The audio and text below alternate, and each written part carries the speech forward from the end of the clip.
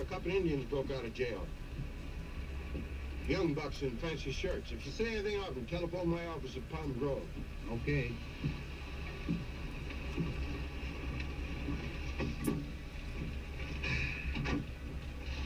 Those Indians are looking for must be from around here. They always head for home. Home being Key Largo.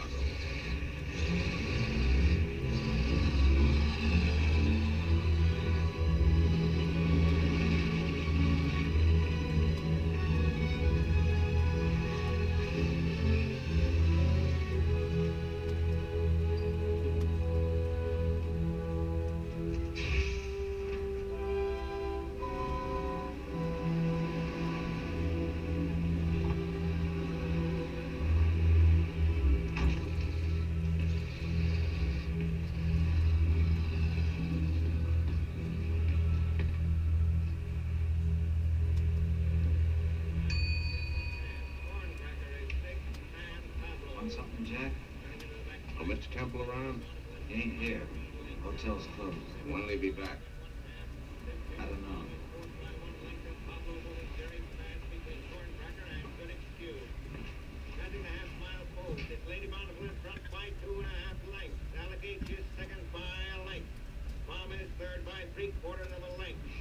Oh, dear. Bar's closed. That's right. I told you that my hotel's closed. In the summertime, everything's closed. Give him a drink. Give him a drink. You heard me. Give him a drink. Some beer? Thank you. Think nothing of it.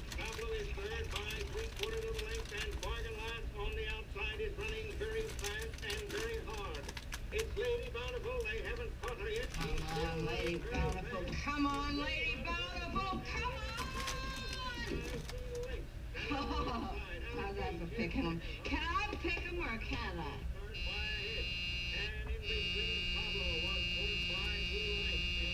That's him.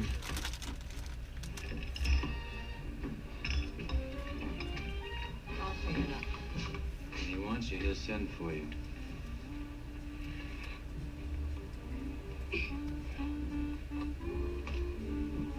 All right, fancy free.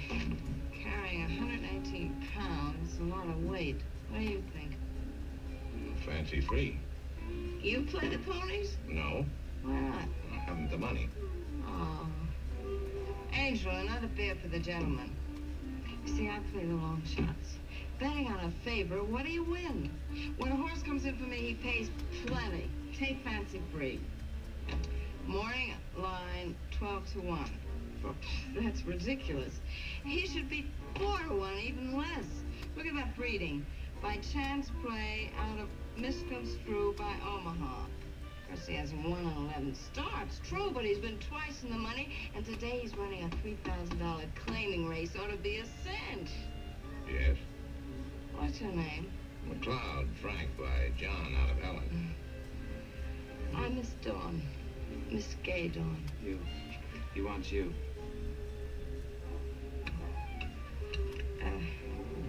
Please, excuse me.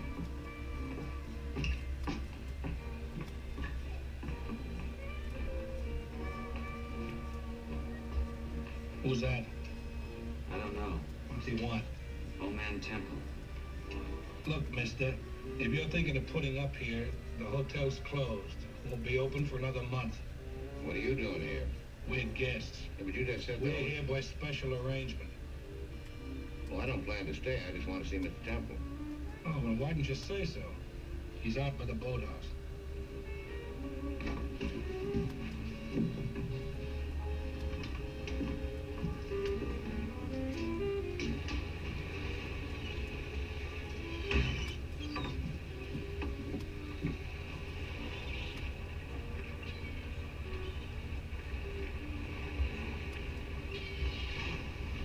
Mr. Temple? Yeah? My name's McLeod, Frank McLeod. McLeod, huh? Well, not Major McLeod. Yes, sir. Nora! Nora! Nora! Come here. When'd you get here? A few minutes ago, I'm on my way to Key West. Did you come on the bus? I saw her stop. Hey, Nora! Hurry up! Come here. Look who's here. This is George's wife. This is Major Frank McLeod. How do you do, Mr. Temple? Your husband and I were in the same outfit overseas. As if she didn't know. I wrote you a letter, Major, to St. Louis. We set on to Portland, St. Paul, and Memphis. All those places before I came back. Ever been down here before? No, sir. George was right. Keys are different than anything I've ever seen, and hotter. Don't look for it to get any cooler before November.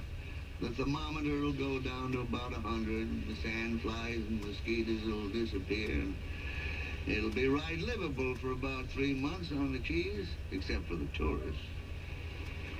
That Black Caesar's rock? How'd you know? One who's never been here, I know a lot about these Keys. They were a favorite subject with George. He used to dig for pirate gold right over there. He never lost hope of finding Blackbeard's own treasure. He must have dug 10,000 holes.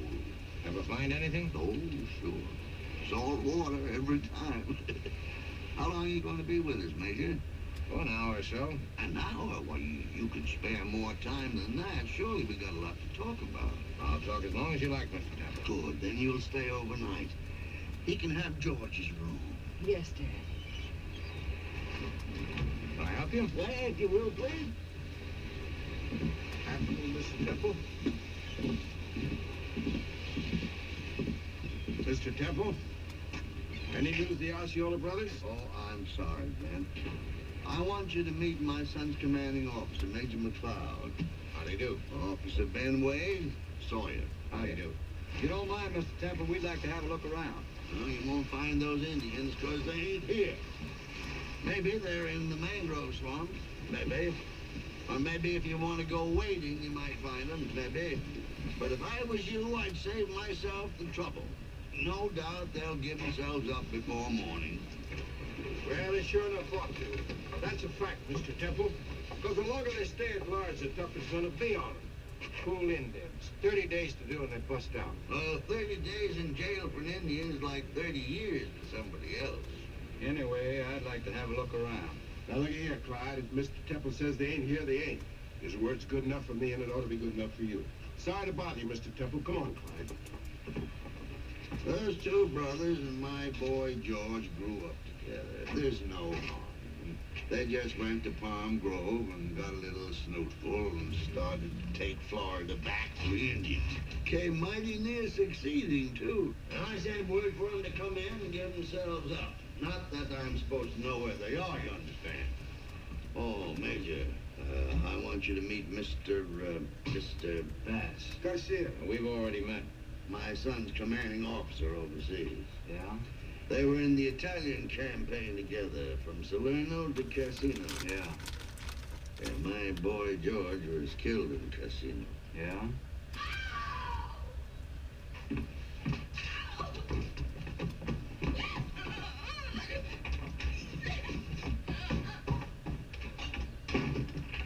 What's going on here? Nothing, Mr. Temple. What's the matter with her? Nora! Nora! Yes, Father. What ails that girl? She hurt? Case of one too many, that's all, Mr. Temple. Now look here, if you people can't behave yourselves, you gotta leave. What did you hit her for? I'll let you in on something. She's a lush, the lady. After she bends the elbow a few times, she begins to see things. Rats, roaches, snakes, bats, you know. Sucking a kiss is the only thing that'll bring her out of it.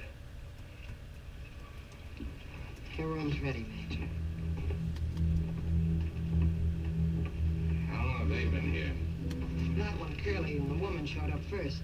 Dad Temple told them we were closed for the summer, but he offered to rent the whole hotel for a week. With so much money, Dad couldn't afford to turn it down. Mr. Brown and the others arrived in that big boat 4 days ago. Now, which one is Brown? He's in number 11. Never comes out of his room except at night. Now, what's he like? He's a lady killer, I think so. Rich, I guess, from the way the others jump when he lifts a finger. Out of season in this heat. Why would they decide to sit down on Key Largo? I'll be leaving here tonight or tomorrow. Major, were you with George when he died? Yes. Was he in very much pain? He never knew what hit him. I was afraid he might have suffered.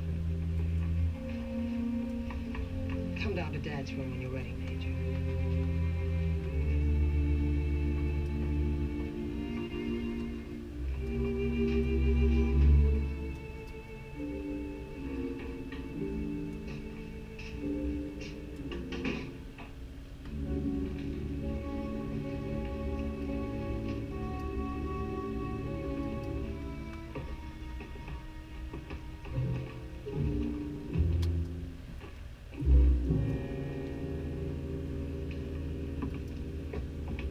Excuse me.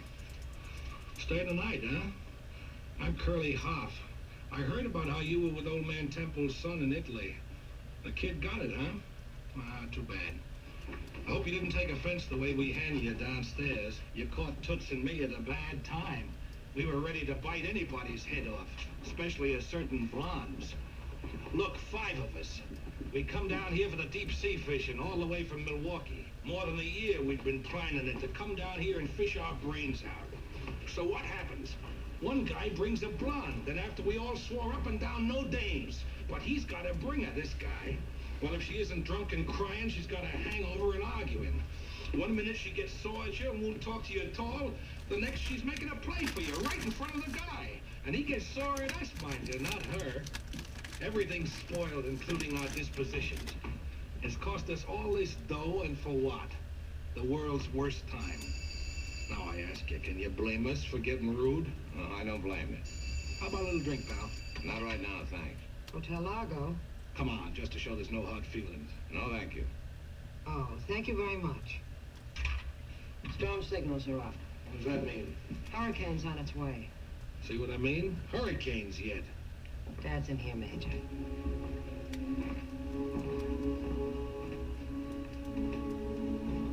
Sit down, Major. The war's over, Mr. Temple. I'm not a major anymore. Oh, I know the men that win it don't like talking about the war, and I don't like imposing on you. But this letter here from the War Department is the only facts we have, and, well, it leaves us in the dark about a few things.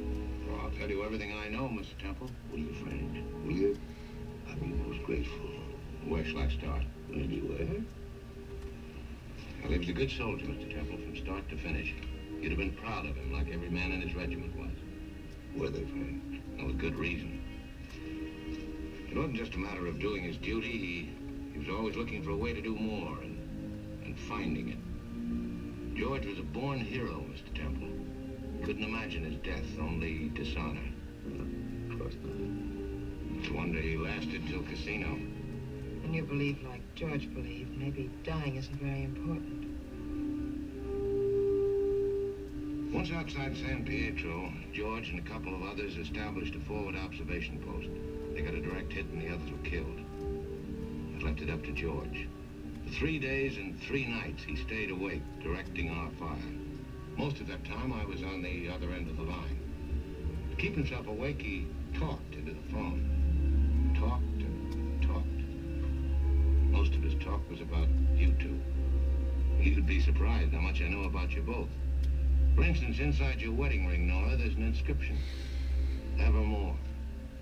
That's right. And you, Mr. Temple, you remember telling George what this hollow is above the upper lip?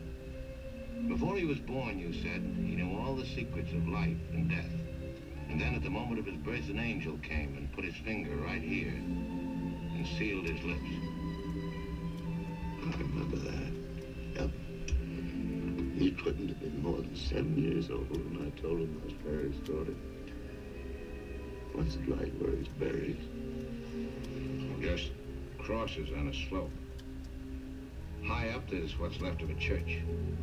You can see a river from where George is. Yeah. I'd like to pay a visit to that place. Yeah, I would. Nora, maybe we'll do just that. Go to Italy and see where George is buried.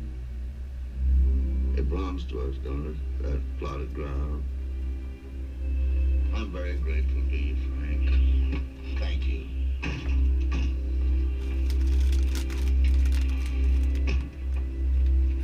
There was a storm warning, Dad. You better see to the boat here.